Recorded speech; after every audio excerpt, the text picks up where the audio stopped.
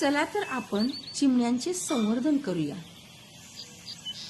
उठा उठा चिऊताई, उजाडले सारीकडे, डोळे तरी मिटलेले अजूनही अजूनही अजूनही. सकाळच्या कामाच्या घाईत सुमन कल्याणपूर यांनी गायलेल्या या सुमधुर गाण्यांचे स्वर माझ्या कानावर पडले आणि मनात विचार आला. अंगणात दाणे टिपणारी चिऊताई आज दिसेनाशी झाली, होय ना? या चिमणीचे आणि आपले नाते अगदी लहानपणापासून जडले गेले आहे. या चिमणीविषयी मी आज आपल्याशी बोलणार आहे. चिमणी ही एक लहान पक्षी असून ती प्रामुख्याने मानवी वस्तीजवळ राहते. चिमणीला इंग्रजीत स्पॅरो तर हिंदीमध्ये गौरिया म्हणतात. ती सर्वसाधारणपणे रंगाने तपकिरी किंवा करड्या रंगाची असते. तिची लांबी सुमारे 12 ते 15 सेंटीमीटर असते. चिमण्या झाडावर, घराच्या छतावर किंवा भिंतीच्या फटीत घरटी बनवतात. त्या समूहाने राहणे पसंत करतात आणि त्या अतिशय चपळ असतात. निसर्गातील चिमण्याचे महत्त्व म्हणजे त्या कीटकनाशकाचे कार्य करतात. चिमण्या कीटक, अळ्या आणि लहान किड्यावर उपजीविका करतात. त्यामुळे त्या शेतातील पिकावरील किडीचा नाश करून कृषी उत्पादनास मदत करतात. चिमण्या निसर्गातील समतोल राखण्यास मदत करतात. चिमण्या अन्नसाखळीतील महत्त्वाचा दुवा आहेत. त्या कीटक खाऊन त्यांची संख्या नियंत्रित ठेवतात आणि स्वतः इतर मोठ्या पक्ष्यांचे किंवा प्राण्यांचे अन्न बनतात. काही वेळा चिमण्या फुलामध्ये शिरून पराग सिंचनासही हातभार लावतात, जे झाडांच्या वाढीसाठी अत्यंत आवश्यक असते.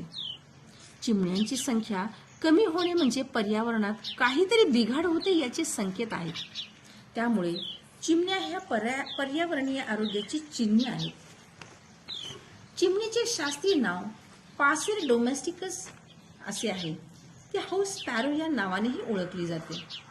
चिमण्या माणसाचा आवाज ओळखू शकतात बरं, आणि ज्यांनी त्यांना खाऊ घातले आहे त्यांची ओळख पण ठेवू शकतात. चिमण्या विविध प्रकारचे चिवचिवाटाचे आवाज काढून एकमेकाशी संवाद साधतात. प्रत्येक आवाज वेगळ्या अर्थाने वापरला जातो, जसे की धोका, अन्न मिळाले, घरट्यांचे स्थान कुठे आहे हे सांगणे.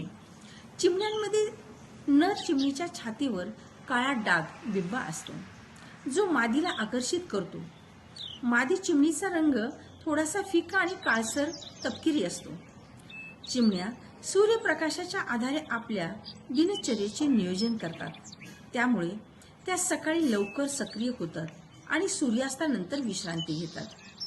भारतामध्ये चिमण्यांचे 5 प्रमुख जाती आहेत. घर चिंचोळी हाऊस स्पॅरो पॅसर डोमेस्टिकस ही शहरी आणि ग्रामीण भागात सर्वाधिक आढळणारी प्रजाती. सिंध चिमणी सिंध स्पॅरो पॅसर पॅरोनोटिस ही मुख्यतः उत्तर भारतात आढळते. स्पॅनिश चिमणी स्पॅनिश स्पॅरो पॅसर हेपेनिओलिसिस ही पश्चिम भारतात आढळते. रसेट चिमणी रसेट स्पॅरो पॅसर रुटिलिनस ही हिमालयीन भागात आढळते.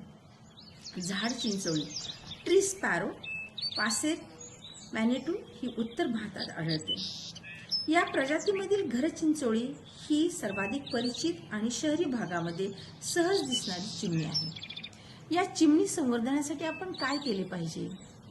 शहरीकरणामुळे नैसर्गिक घरटी बांधण्याची जागा कमी झाली आहे. त्यामुळे लाकडी किंवा मातीची घरटी तयार केली पाहिजे. चिमण्यांसाठी घराजवळ धान्याचे दाणे आणि स्वच्छ पाणी ठेवावे.